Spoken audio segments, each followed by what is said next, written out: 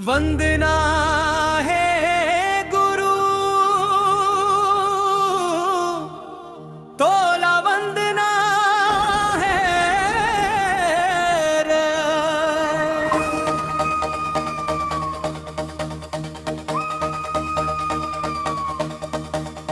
गुरु घासीदास बाबा तोला वंदना है ना।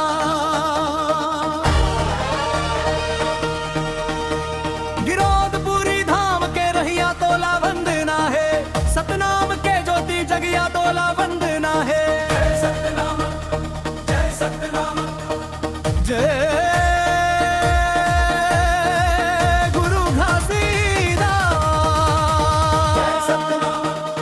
जय सतनाम वंदना है गुरु तोला वंदना है ना।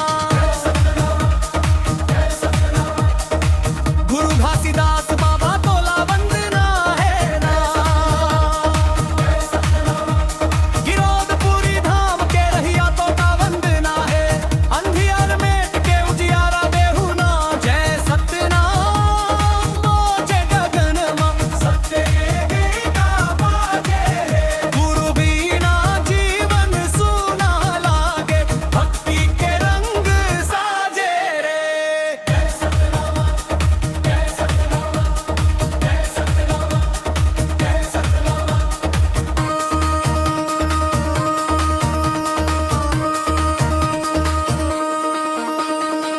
18वीं सदी में धरती रोवत रही स। अन्याय अत्याचार के बादल छाए रही स। तब धरती में जन्म लिहिस सतपुरुष अवतारी। घासीदास गुरु आए गेन जग के उबारी। सतनाम खे तंत्र सुनाए। मन खे एक बताए। ऊंच नीच भेद मिटाए।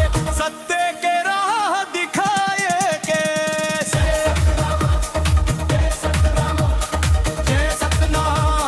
जय सतनाम। ढोल पूजी धमन धमन ज्योति नारे रे। शांति संदेश सुनाए रे। गुरु के माटी धन्य कहाए। भक्ति के गंगा बहाए रे।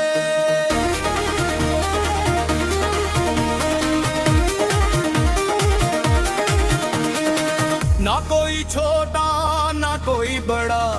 सबो मन खे एक समान।